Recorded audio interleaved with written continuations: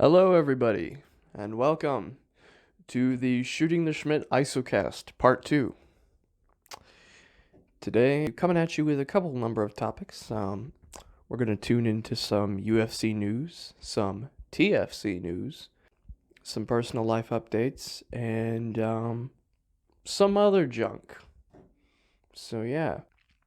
You might want to skip ahead if you're not into the MMA bubble at this juncture. We're going to start off with that UFC news. So we had a number of events go on these past few weeks. We've been spoiled with about 3 fights in the past 2 weeks.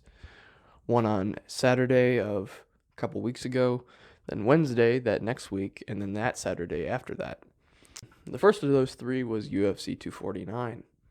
And that was Gaethje versus Khabib Gaethje versus Tony for the interim lightweight title. And I guess we'll start at the top and work our way down there. So it looks like Gaethje Tony, or I keep messing that up. Khabib versus Tony is officially dead at this point. Gaethje kind of put that to rest with his right hand and number of well-timed other clean punches. Yeah, that is to say, Gaethje TKO'd Tony, which is not something I think any of us saw coming, especially considering it was in the 5th round of the bout.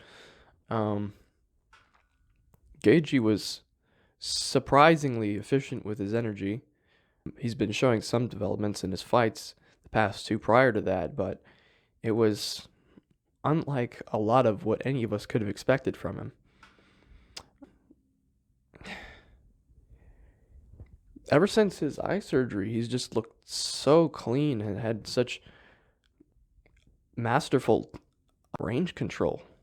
It's frankly astonishing what an actual pair of eyes can do for a person. Prior to UFC 249, we were clued into the fact that Gaethje actually, when he used to be his previous self, I guess you could say, the brawler, slobber knocker, get in your face type of guy, the reason he had to do that was because he kind of had to have his hands on his opponent because he actually couldn't see them, interestingly enough. But Gaethje, massive improvements displayed against Tony. Got it done in the 5th, had Tony shaking off the cobwebs. It was stopped after Tony ate like a right hand. He was still standing, but had basically just absorbed too much cumulative damage over 5 rounds because Gaethje was just masterfully efficient with his energy. He waited for Tony to come to him and then placed his proactive and counteractive shots very well. He kind of stifled Tony's game and didn't allow him to get off the things he's so good at. A lot of what Tony does builds into itself, so if you start shutting down parts of his game, similar to a guy like maybe even Frankie Edgar, if you stop certain elements of his game, other elements of his game that synergize stop working too, and that's really what we saw in that fight versus Gaethje. Tony never really threw any elbows, and he got to the front kicks early in the fight, his stampy front kicks to the body early on, but it seemed to just kind of go away after a while when Gaethje was popping him as he came in. So yeah, big upset win for Justin Gaethje. Most lines, betting, or anybody who was analyzing this whole thing could tell you that Tony was the favorite in this, but that if Justin was going to win, he was suspected to just clip him and put him out of consciousness, but he absolutely just destroyed Tony and put an absolute masterclass on him for 5 whole rounds. Utterly surprising. But then earlier on the card, we had some other fights. We had Kattar versus Stevens. Kattar ended it in round 2 with a nasty elbow. I think it was on the break from the clinch. I didn't see this fight, but I heard the details of it. I predicted Kattar to win this one. probably, I was going to say probably should have said that on the previous podcast, but that was so long ago at this point, I couldn't have possibly predicted that because the card wasn't even announced. Reasons for my prediction on that.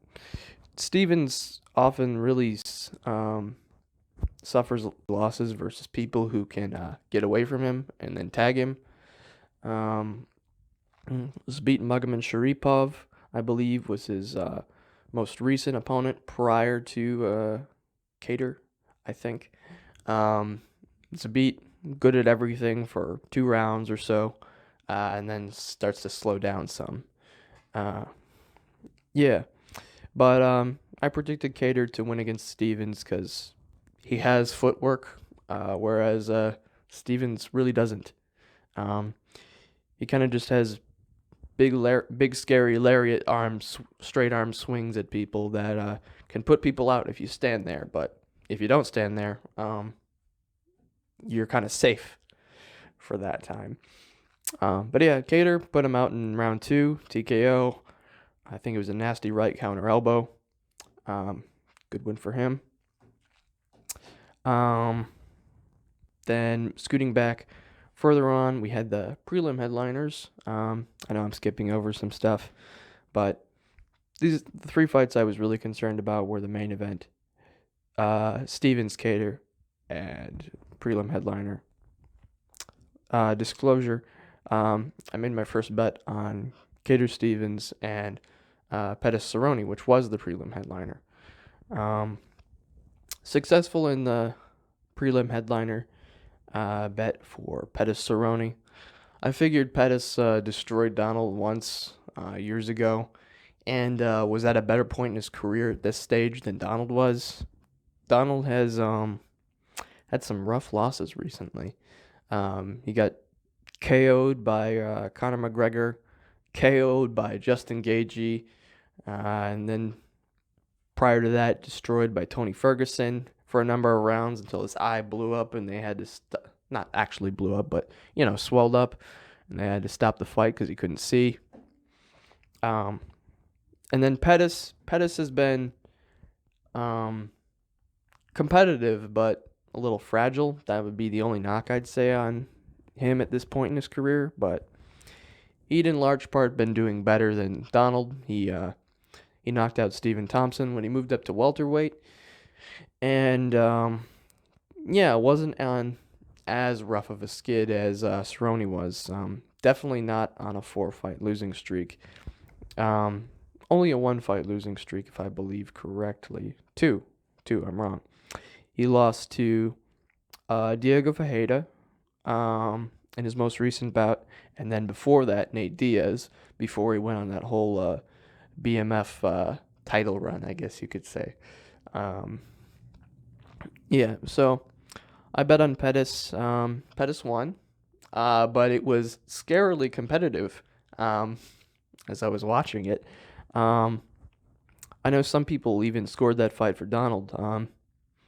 Good back and forth kickboxing bout.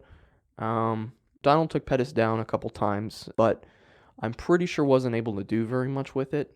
And so that's why those takedowns probably didn't get really any weight on the judges' scorecards later in the fight, which is what I figuring and hoping, because I was maybe going to lose money, but whatever. Placed my first bets, won the Cerrone-Pettis one, incorrectly predicted Cater versus Stevens in terms of my actual bet, because I figured Cater would finish him in round 3, not 2, and I bet on 3. So I should have just bet on Cater because I thought he would win, but I ended up betting on round 2. That's what's up with UFC 249. And then after that, we had our first UFC. It was still in Florida, but it was UFC Fight Night Florida. It was Smith versus Teixeira. And similarly, I guess I'll start from the top down. Smith versus Teixeira, a little hard to watch, as a lot of people will probably tell you. Yeah, that fight could have been stopped sooner. So early on in the fight, Smith was absolutely putting it on Teixeira. High volume, high accuracy, good sting on his shots. Just really lighting up Teixeira. His corner was calling out combos left and right, and Smith was absolutely delivering on them to the point in which by the end of round two, he kind of ran out of gas, and it really didn't serve him well from there. He was extremely vulnerable at that point. Then after that, it was just 2 rounds of technical survival, I guess. In large part, it was Anthony Smith getting uppercutted by Glover Teixeira, eating right hands, and then falling to the floor, and then getting slowly beaten on as Smith would cling to a wrist or an arm to slow down the process of being beaten. A lot of controversy looking at this fight. Daniel Cormier was calling out to Smith's corner, "Save your guy, save your guy." It was all a little bit disturbing. But Anthony Smith since came out on his Sirius XM show and defended this behavior by his corner. His philosophy on this is that he has one rule, and that's that he does not quit. As some analysts have said, and I will agree with, I think that he's entitled to that. He's entitled to that liberty. He's entitled to tell his corner that, have his corner accept that, whatever. That's between them. But in large part, I think referees and corners holding out for a Hail Mary victory is probably not the best way to blanketly treat fights and how fights go with your fighters. And this is me taking a page out of Luke Thomas's book with what he said. If we treat fights this way long enough, we're probably going to have something terrible happen. If, similarly to the Smith Teixeira situation, somebody is holding out for a Hail Mary victory as they're slowly getting beaten down, that's going to eventually lead to something horrible if that's how we're going to treat every single fight or fighter or fighting philosophy as it stands now. Somebody's going to die maybe at some point if we don't look at things differently as MMA fans and coaches and people in the bubble, you know? I mean, in large part, when people hold out for victories like this, it doesn't usually work out. If somebody's losing and losing badly for 2 rounds, they're probably not coming back. The only reason we think they might is because we remember the big Hail Mary comeback victories like Anderson Silva versus Chael Sonnen, where Anderson Silva gets his ass beat for 4 rounds consecutively, and then Hail Mary triangle chokes Chael Sonnen to win the fight. That's the only reason, really speaking, that we as fans and we as coaches and fighters hold out for stuff like that, because we remember those such amazing moments where people do make those comebacks. But by and large, people don't get those, and it goes unseen, or we get really ugly, slow finishes like we did this past night that's going to lead to people getting CTE or maybe in the future worse. So that's my 2 cents on that, man. I think the rest of this card was okay, if I remember correctly. I had my notes on my phone, but then I realized I was, recording this with that. So that's a bit of a flop on my part. Yeah, I had the Wikipedia pages open, but now I can't really access them unless I exit the camera app, and that's going to be a problem. So I guess we'll just move on to the next UFC Florida card. Yeah, after that we had the Saturday after, that Wednesday, we had Overeem versus Harris. So another little bit of a sad time with this main event. Overeem TKO's Walt Harris, I believe, in, round 2 of their fight.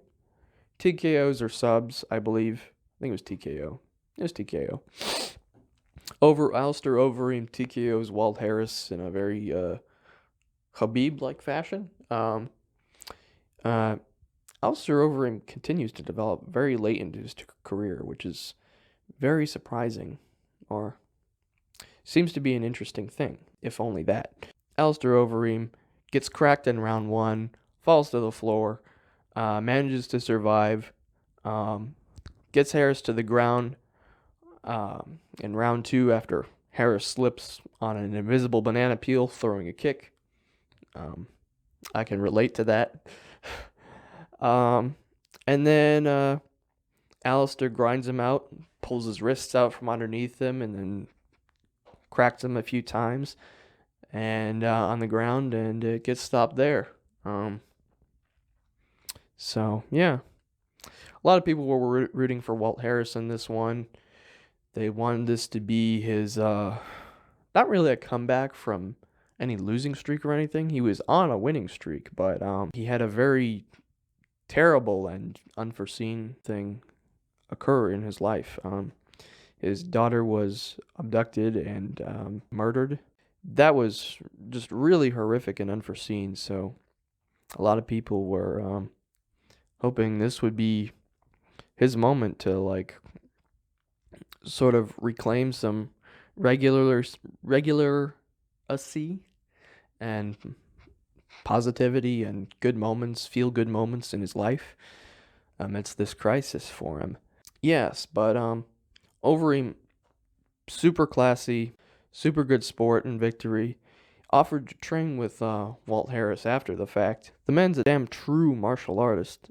After Overeem got his ass beat by Curtis Blades, who opened him up like a can with elbows, he started training with the guy, which is pretty interesting. So, similarly, after Overeem beat Harris, I guess he offered to extend that offering to him, and just help him better himself, similarly to how Overeem's been bettering himself as a martial artist. That ultimately led to this victory, developing good grappling skills after working with Curtis, using the wrist ride and whatever you want to call it, Khabib tactics.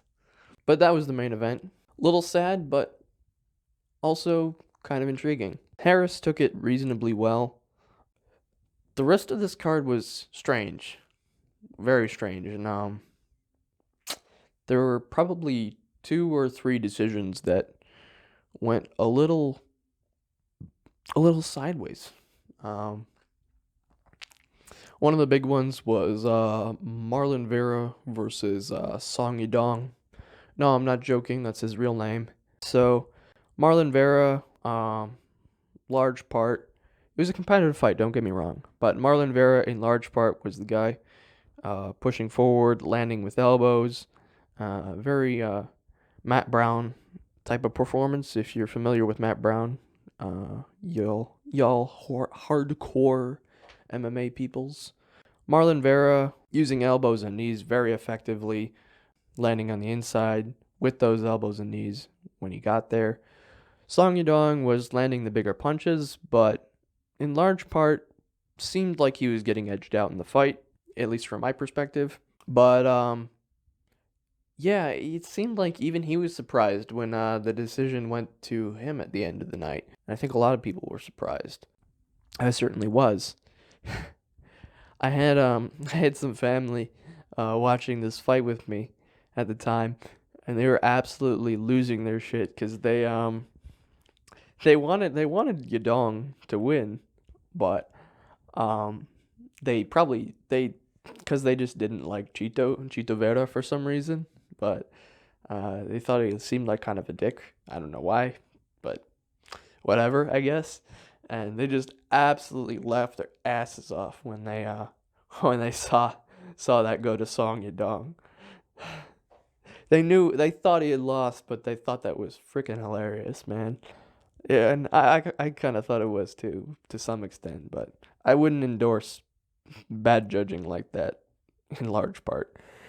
So, well, great for Song Yadong, but kind of a bummer for Vera. He seemed really salty after the fact. Kind of denied Song Yadong any handshake or uh, Song's potential condolences or whatever.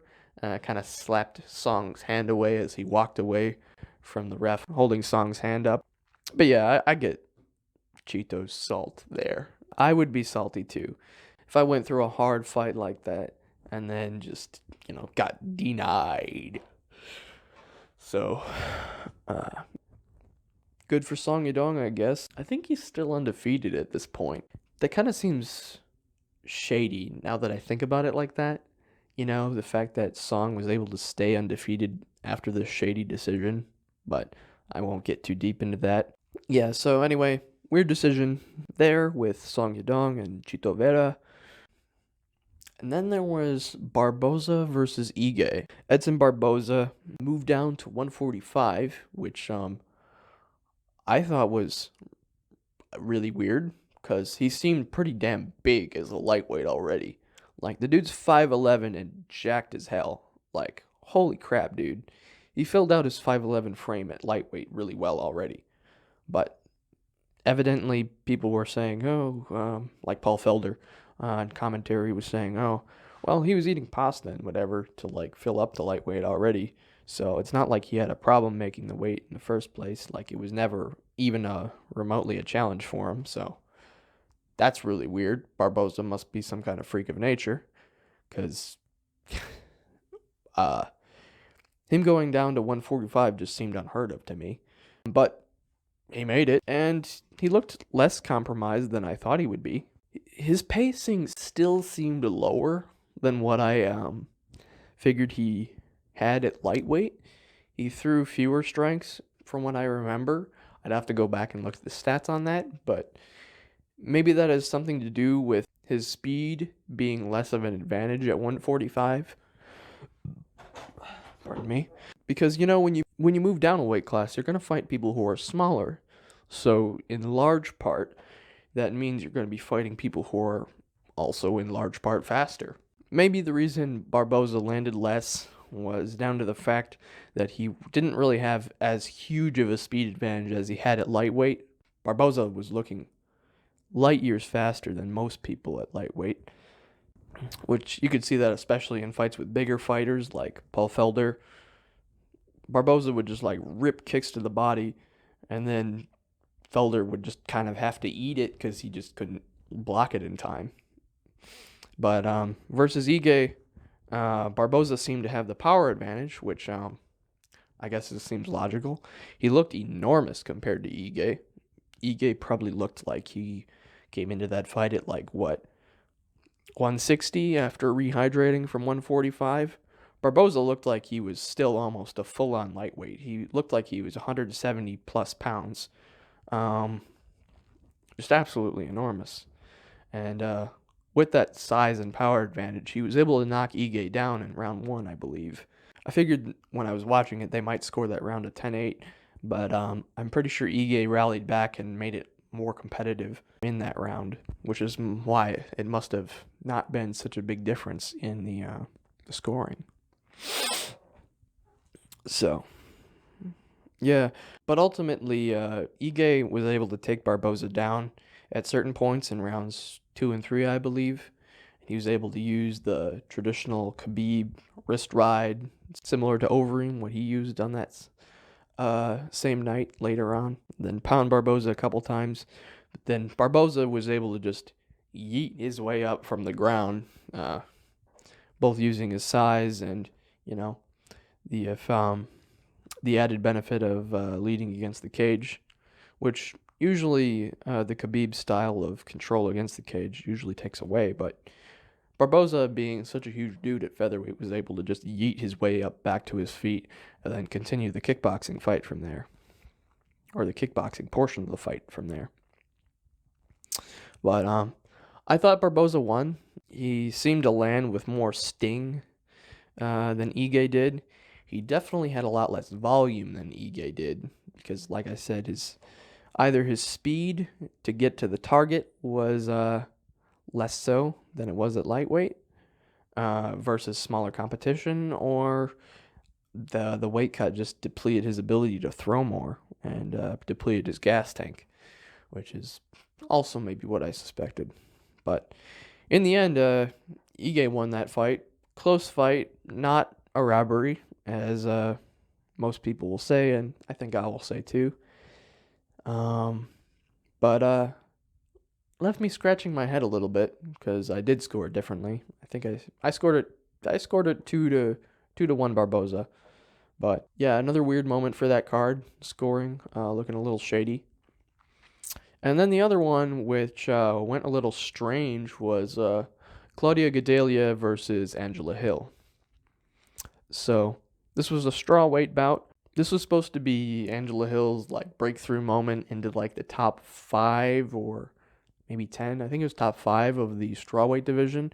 Because Angela Hill's been on an absolute tear this last year. She's had probably 4 fights in the past year. She's been fighting super frequently, and she's been doing super well, making a lot of improvements. Found a nasty new elbow game. I'm getting a message on my phone that's telling me something about my storage, which is concerning, but oh well.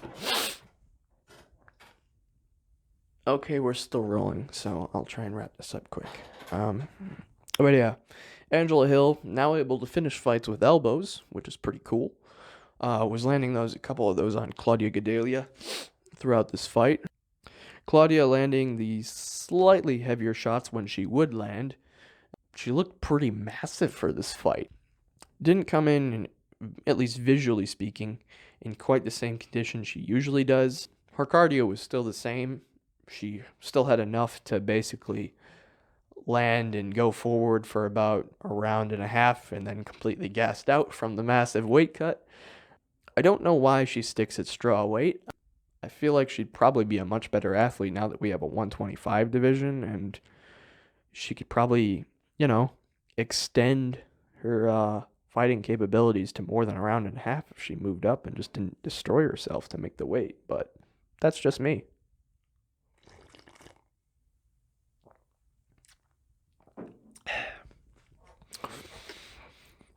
But yeah, in large part, I thought Angela Hill was outlanding Claudia throughout this fight.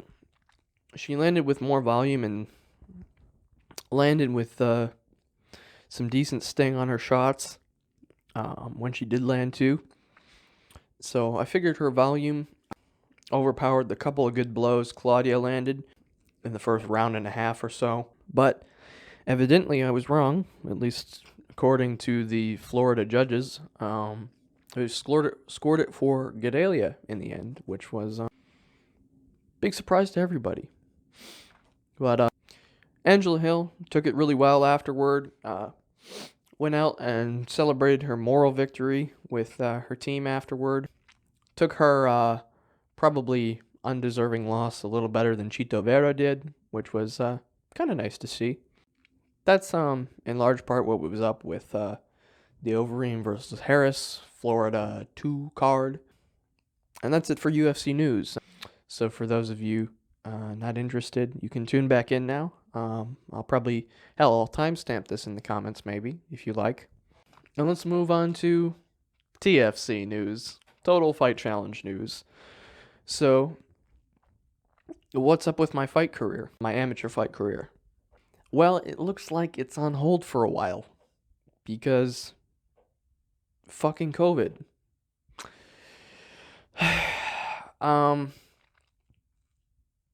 I guess I should have seen this coming. Total Fight Challenge is an amateur fighting organization in Illinois, and our revenue for that show is entirely dependent on the live gate. So I should have guessed this would be coming back later than the pro cards.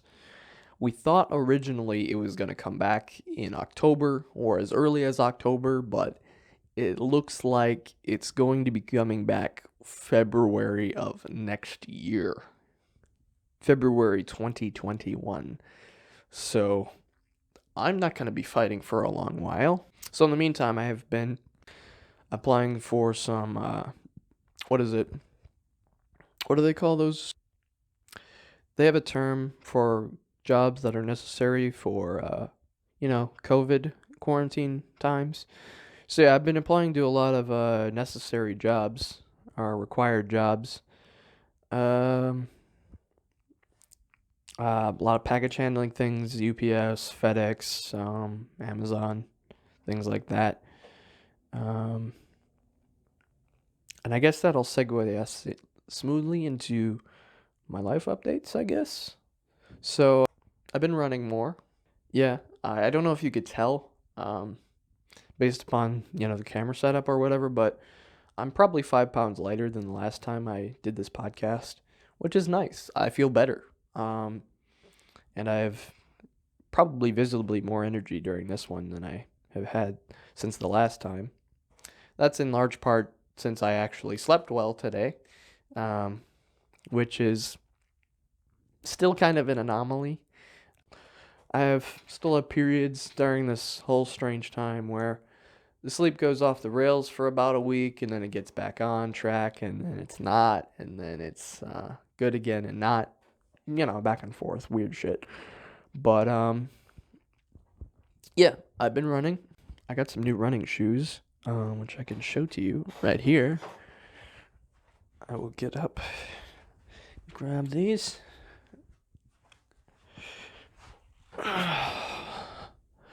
Doing a little bit of that frivolous Amazon spending, as I think a lot of people have fell into the trap of doing during this time, to keep themselves amused. But I'm actually getting some really good use out of these. Been running almost every other day, and these feel great. These feel absolutely great. Really, really comfortable shoe. Nice level of, what do you call it? Protection and support. Kind of corrects my problem with my flat feet. For reference, these are the Asics Gel Contend 6, I believe. And those are one of their mid-tier priced shoes, about $50, that correct that problem with your arch. And I haven't had any problems with my knees as a result, which is great. I can actually get out and do things and not feel like I'm destroying my body simultaneously or feeling like I'm 80 years old by the time I get back from doing it. Yeah, so I've been doing some semi-frivolous Amazon spending. Oh, that's the other thing. I got myself a water buoy, which I'm using as a heavy bag, or a water punch bag, uppercut bag. I'll steer the camera around here again so you can see it. Over here. Right there. There it is. I've got my other band there to do some shoulder workouts and other types of movements you'd normally do with like cables and whatnot, hooked up to the top. But that over there is a water buoy that you're supposed to attach to a boat and fill up with air, but I filled up with water. This came as a recommendation from another YouTube channel I like to watch, which is csquaredboxing. They have a lot of good. They do. Carlo, the guy on there, does a lot of reviews of combat sports equipment, and in this case, makeshift combat sports equipment. But yeah, I'm really liking this so far, and what I'm really liking about it is the fact that with this limited space in this room, it doesn't swing around very much, which is great. Because prior to this, when I would have my other bag, which is in the corner over there, it would swing around a whole shit ton when I would hit it. And it would bang into the walls and cause some somewhat negligible amounts of damage, thankfully, but it would hit into the walls and do bad things to the walls from a long-term perspective. But this thing, let me just put a glove on and then smack it a little bit. Even if I take a big ugly swing at this thing, it really doesn't move around because it's just like the water inside it just sort of absorbs the shock, which is beautiful. So I'll put this microphone down so I don't rip the camera off the table when I do this, but here you go.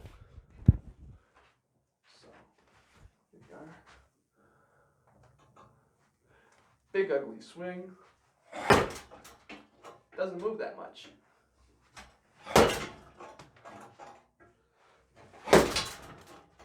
Doesn't move. If I did something like that with my other bag, it would have slammed into the wall yet again and done some more cumulative damage to it. So now I don't have to worry about that, which is beautiful.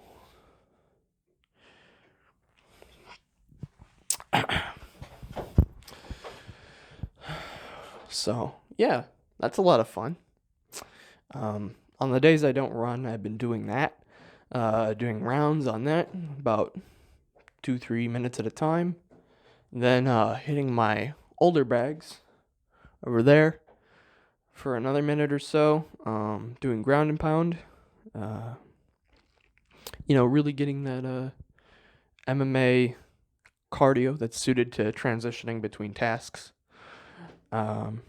or different types of cardio and cardiovascular intensive activity. But yeah, that's what I've been doing, and that's been a lot of fun. Let's see, what else do I have on the agenda? I got sticky notes on my window here. Okay, running shoes, water bag, things I've spent my time on frivolously. Okay, so I've been watching some different things since I've been gone from this podcast. I did not, in fact, watch Ghost in the Shell yet. I still don't know why I'm putting it off. I just haven't been in the right mood to watch it, I guess.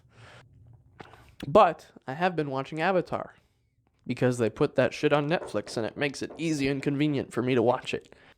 So I watched about 2-3 episodes of it yesterday, and I think I really like it so far.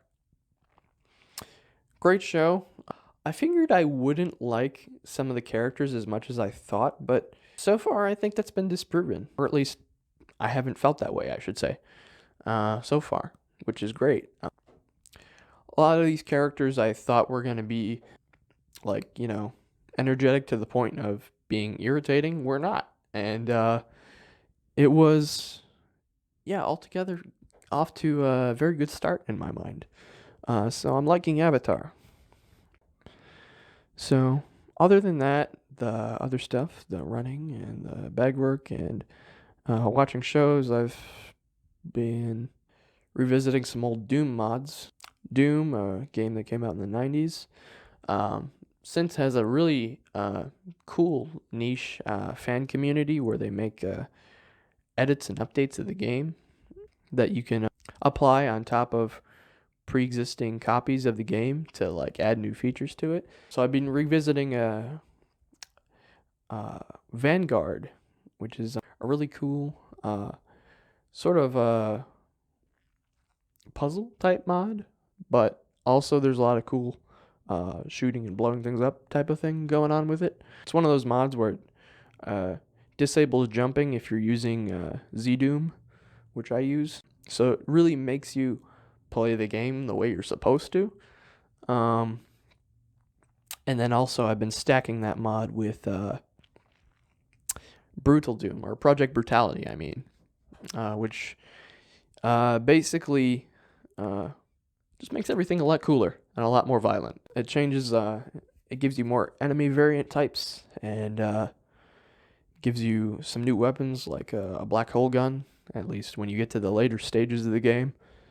And that's been a blast. And then one last thing, and then I'll probably wrap it up from here because I want to go get my run in. So I've made t-shirts. Not for this podcast yet because we don't really have any established themes, but I've made 2 shirts so far. 2 themes of shirts anyway, because they allow you to do different styles, and that's a whole other thing. But I've made 2 different themes of shirts on Teespring, and I'll put it up on screen when I edit this video later. So the first shirt I made is a shirt I was originally selling on Etsy and I was making by hand. It's a quote I came up with myself after I had sort of an epiphanal moment in my life. It says, "Only you can determine if you live your life disappointed," which I think I was at that point in my life when I had this epiphanal moment. I was still in high school. I was a junior. I was struggling over some work at the time, some psychology work, a class I really enjoyed, and then I was just at some point I just kind of broke down in tears because I was just driving myself nuts trying to get it right, and trying to get it not so much even right, but just like perfect at the time, just being a real psychotic perfectionist, which to some extent I still am today, but I've done a good job of fighting against for the sake of my sanity. But that's beside the point. At that time, I realized I was pushing myself too hard to even enjoy the things that I should logically enjoy in my life and that I made choices for, which was at this point in my life, I was allowed to choose classes for the first time in high school, basically. And I chose psychology and I loved it, but I destroyed myself trying to get it perfect so hard that I realized I really wasn't living a life worth remembering. As this shirt I was wearing indicated, because it had the quote, "Live a life worth remembering" on the sleeve.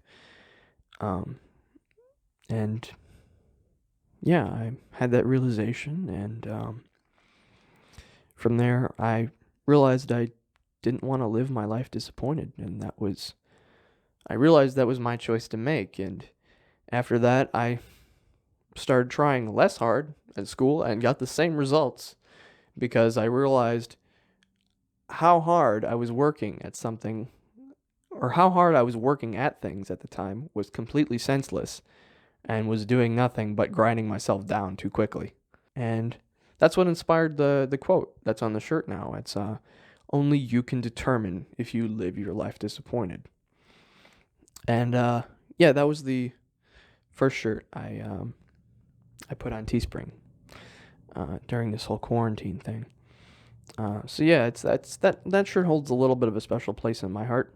It's from a very special. It's inspired by a very special point in my life that's led me to you know uh, getting my face beat in for both potentially for a future living, hopefully, and then as it is now as an amateur career. But yeah, so I put it on Teespring. I made the shirt on Teespring. But yeah, so I put it on Teespring. I made the shirt on Teespring because I realized making it on Etsy and like making it myself was actually less satisfying than I initially thought it would be, because the process I had for it wasn't that streamlined. I would I would put this template on there first, but then I would have to go over the whole thing by hand, and it was a real mess. But anyway, that shirt's up there on Teespring. The store I have on Teespring is called Second Sight Style. Second Sight is a synonym for insight, and originally I figured I'd sell shirts with inspiring quotes like that on there. And yeah, that would be the theme of things. But then I made a second shirt that's absolutely just a complete meme that just sums up, hopefully, my and your frustration on this whole COVID-19 thing. So yeah, the second shirt I have up there is a shirt that just says "fuck COVID," and then it has this emoji, the huffing emoji, with the snorting steam coming out of its nose, except it's wearing a mask. So yeah, I made that emoji in MS Paint. I hope that's not too painfully obvious, based on the quality. But you'll see that up on screen right now. And we got a lot of different variations: long sleeve sweatshirt, short sleeve, no sleeve, eco-friendly, which I made the cheapest price because I want to encourage people to do eco-friendly things, use recycled material. So I get paid less for that one, but please do buy it because it's better for the planet. Um, yeah, I guess I'll link that in the description. Beyond that, there's not much more going on in my life. I kind of wish there was, but at the same time, I guess this provides some unique opportunities. And now I'm going a little bit off script or a little bit off the itinerary now that I'm talking about this, but what I've noticed, at least personally for me, about this whole quarantine thing is that it allows a lot more space to learn stuff from yourself. So basically, I've noticed I've basically been tuning into more acutely to why I get frustrated during this quarantine, or why I get bored, or why I get sad or depressed during this time. And I've found if I sit with myself long enough deliberately, I can really figure out a lot of deeper things that are pervading my mind on a subliminal level, and just able to tease those out much more clearly. And I think that's been a really the interesting double-edged sword of this whole situation. It sucks, but in large part, I think it might help my life going forward. Or maybe it can for other people too. I mean, so yeah, just my personal recommendation: if you're ever feeling frustrated around this time, when you've got a massive amount of time on your hands and can afford to, of course, take a minute and when you're not feeling your best, and sit and ask yourself why. Like, what is it you're either reflecting on or being troubled with? It's a great opportunity to do that. And I've figured out a lot of things about myself that I think I wouldn't have otherwise if this whole world lockdown wasn't happening. Um, the way I interact with people, concerns I have with them and about them, it's just it's just led me to a lot of things I don't think I would have ever known. And I won't get too detailed because, hey, this is only the fourth time we've ever done a podcast. You don't know me that well yet, but maybe we'll get to that eventually. Yeah, so that's about it. I'm gonna drink this soup like a plebeian, and y'all have a great day, I guess. Stay sane, ask yourself questions. It'll probably do you some good. I feel like I said this last podcast, but maybe I'm wrong. Either case, point still stands. Ask yourself some questions during this time. Be patient. Take a moment or two to be with yourself. Find some things that bring you joy you might not thought or have had time to think about. But yeah, I don't have a good outro here, so I guess we'll just leave it at that.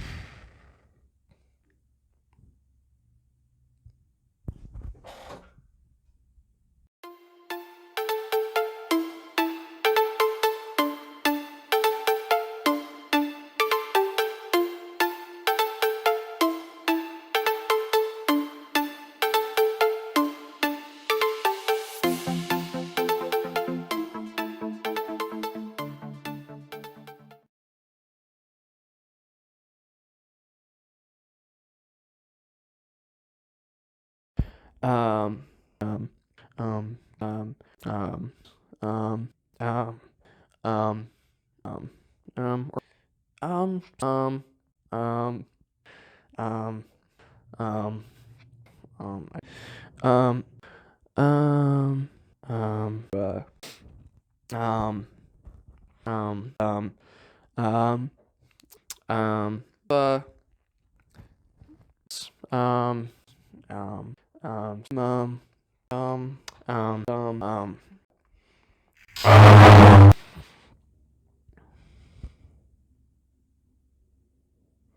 I should talk about the flags in the room sometime.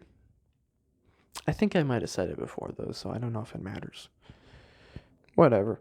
Okay. Take care, everybody. Cheers. Stay sane. Laugh a little. Have some fun. Be well. Take care.